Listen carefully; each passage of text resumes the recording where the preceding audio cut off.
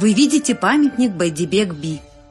Байдибек Карашаулы, живший в конце XIV – в начале XV века, прославленный би и батыр казахского народа, легендарный первопредок казахских родов старшего Жуза. В свое время он объединил кочевые племена, поднял их на защиту земли от вражеских нашествий. Он является крупной исторической личностью, мудрым полководцем, прославившимся в народе своей справедливостью, меткостью слова, человечностью и мудростью.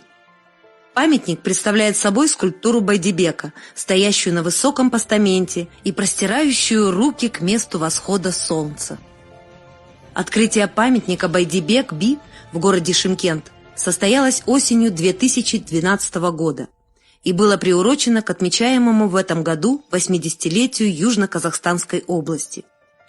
Это самый высокий памятник в стране. Для установки памятника выбрана одна из самых высоких точек северной части города Шымкент – 220 метров.